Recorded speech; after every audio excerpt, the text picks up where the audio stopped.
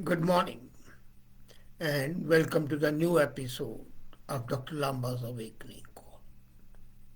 The governments world over come up with zany proposals which seem to be very good, and the way they are presented shows that they are extremely useful.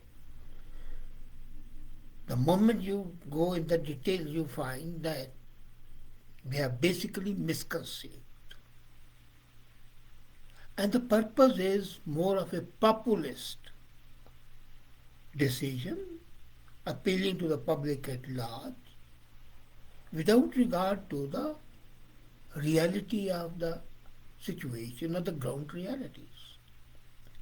The proposal of the Government of India to raise the minimum age of marriage for women, not for men, is misconceived and essentially is illogical. It's a wastage of the time of the government, of the legislators, and is unnecessarily causing pain praise to the people.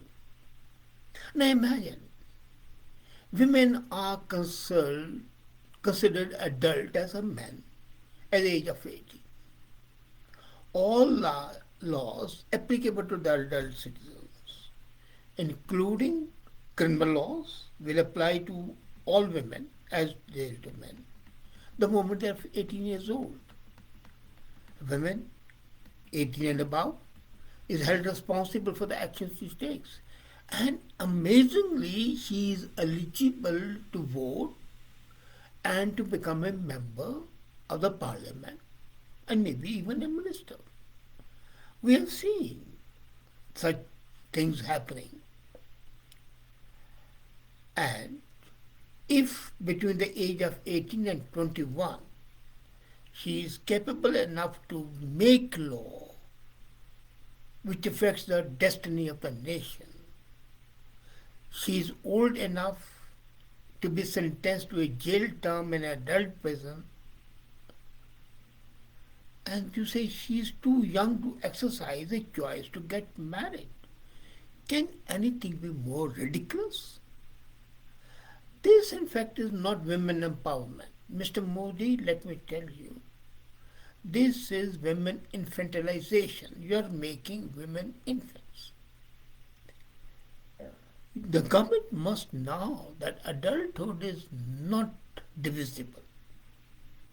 It is absolutely erroneous and wrong to deny an adult woman a choice in the decision of a marriage. Essentially, this is weakening the position of women because it denies them, the adult women between the age of 18 and 21, a choice of decision of marriage and effectively illegalizes the self-choice marriages that young adults make. And when they make these choices, they break the caste and the community barrier. And that is not acceptable to the government. They want to adhere to the wrong concepts of Sanatana Dharma. And then this bill is against the principle of autonomy in the matter of personal choice that an adult woman enjoys under law today, and which has been upheld in judicial pronouncement. Now look at the world over. In Canada, for example, you cannot marry before the age of 16, but you can have consensual sex at the age of 13 and above. And women in India, the young women I'm talking about, are scripting the change. They are developing more capability in decision concerning their life than they were making. And it's much more questioning and even resisting the idea of early marriage among them. They are not marrying early now. As a matter of even with the law saying that they should marry at the age of 18, they are normally marrying either 20, 21, 25, 20, and I've seen a 35, 36 recently, the much award marriage of Katrina Kaif at the age of 38 with a young boy of 35 is an example of that. And there have been instances of rebellion against, of the adolescents against parental and social pressures that have made headlines. But then I'm not talking about adults, I'm talking about adult. 18 and above is adult. So why increase from 18 to 21? This pushback from the young women is one of the main reasons that the average age of women who are marrying in India is 22.1 years. So if it's already 22.1 years, why make a law, waste the time of the parliament, create unnecessary political bickering, and give a cause to the busybodies to poke their nose in the affairs, and also some critics of India abroad who will find I'll miss no opportunity to criticize the government. There is no need to use punitive measures when the trend of the later marriage is significantly improving and is voluntary. Guarantee employment opportunities to women and access to education. These are the main factors that provide enabling environment to the women to make informed choices. The irrationality of this action is that behind the draconian laws suggested by some of the BJP-led governments for population control is amazing because the fertility rate of women is already declining. Last time, if you remember, I had discussed how the reproduction rate is stabilizing and to decrease it further would have a negative effect. Now, some people do ask, what's wrong with raising the age if it's already 22.1? If the government is making 21, so what's the problem? The problem is we are causing unnecessary wastage of time and indulging in an exercise which has no use. The reality now, this law nowhere addresses the real issue, and there's a child marriage. Child marriage below the age of 18. The priority should be to discuss that. If we refer to the National Family Health Survey, you will find that the child marriages have decreased from 27% to 23% in the last 5 years. Yes, but is that sufficient? Is 23% a small number? And then the decrease is only in the urban areas. In the rural areas, more than every fourth woman in the age group of 20 to 24 was married before she was 18. During the months of lockdown last year, the child marriages developed tremendously, and there were 5,200 calls of child marriage which government could prevent. Many more must have taken place which government could not prevent. Let's not deny that the daughters of the poor are married before the age of 18 because marrying them off is a solution to the deal with the poverty problem. The escalating dowry demand, fear of sexual assault on the daughters make the people in the vulnerable societies marry them.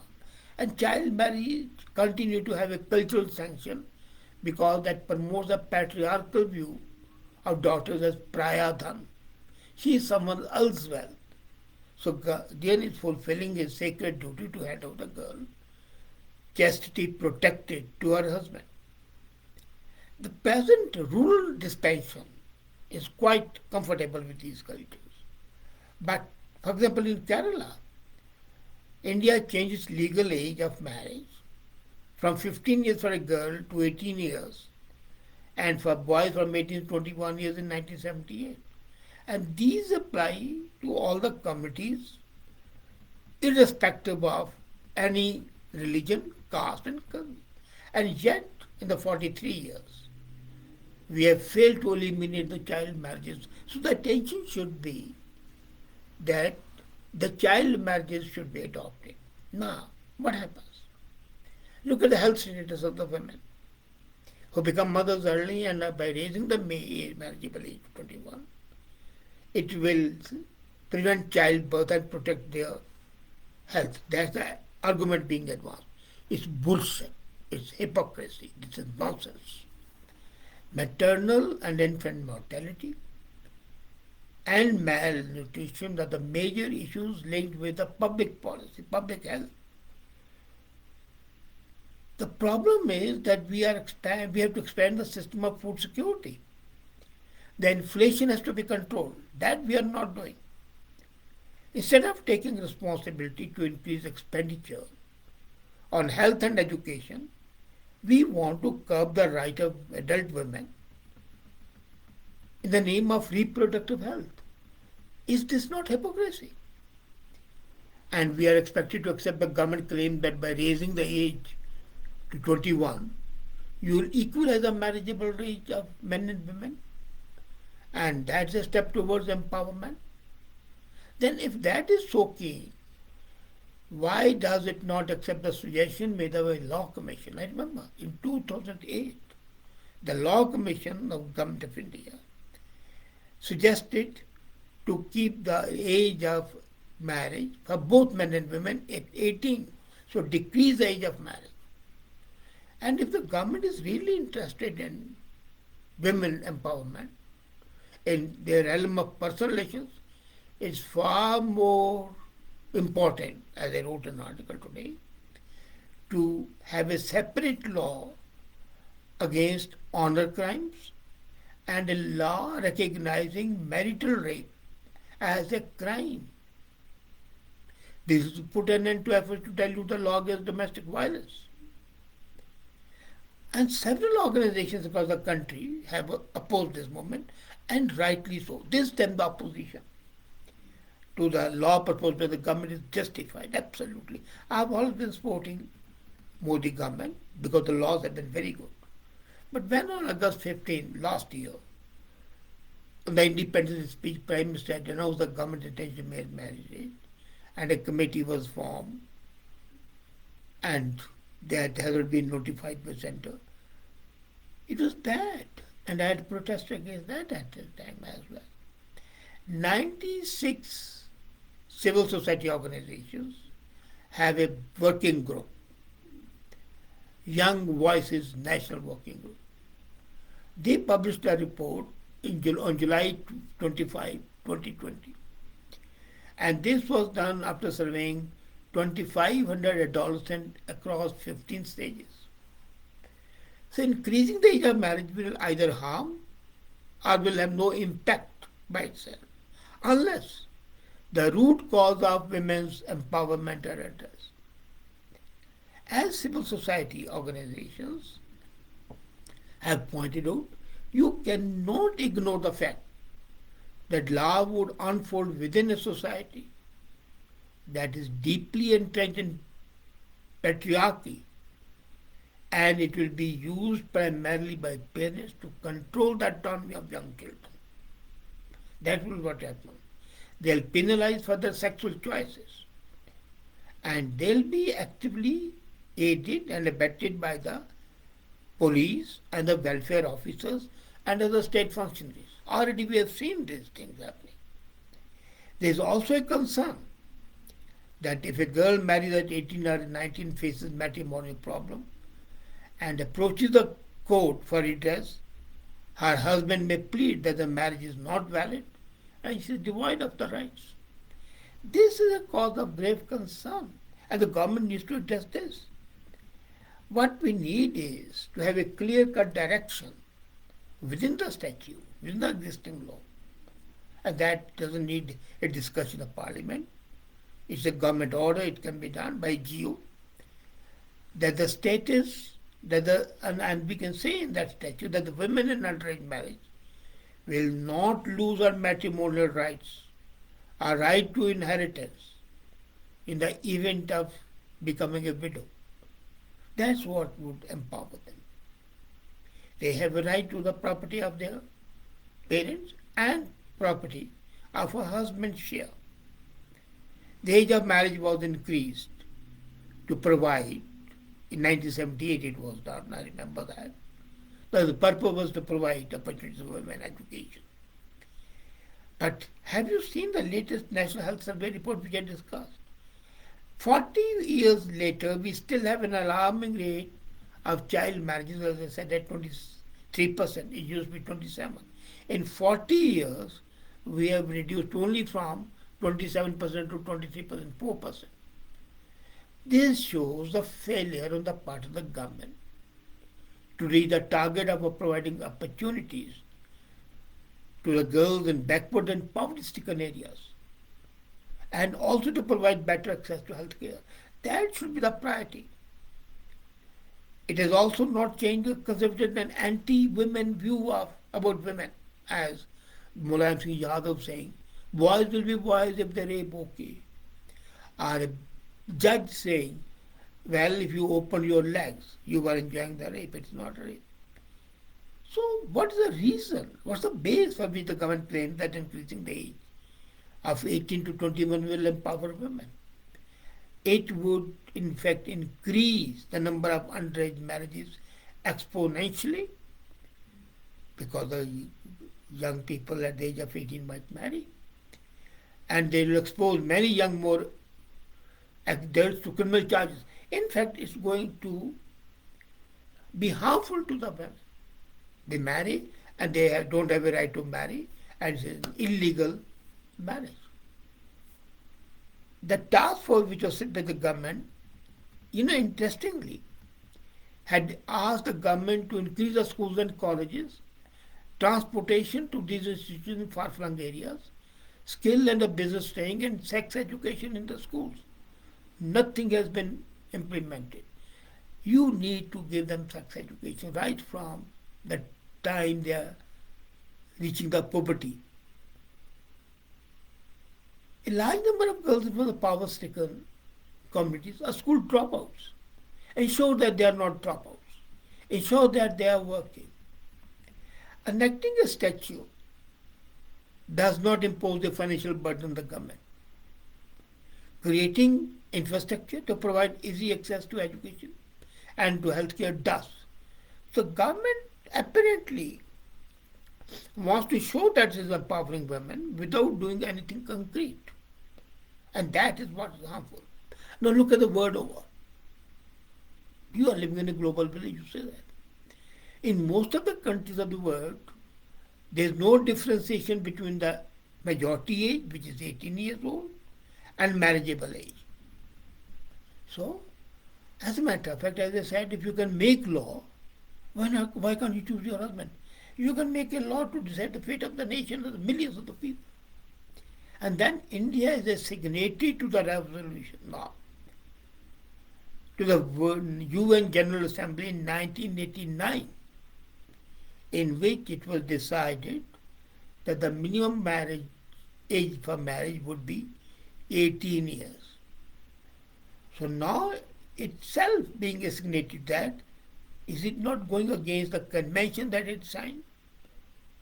The reasons given by the government for going against this global consensus are not maintainable. They are not convincing. As a matter of fact, as I said, they will be counterproductive. Why are we doing that? Why is the government only doing something, as I said, maybe window dressing, maybe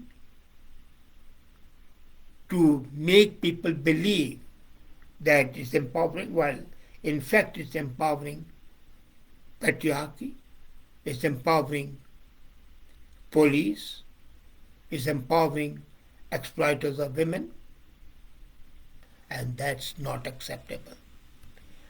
I trust government would once again think about it and not go ahead with the bill, which is a contradiction by itself and goes against the policies and the very concept which they are promoting.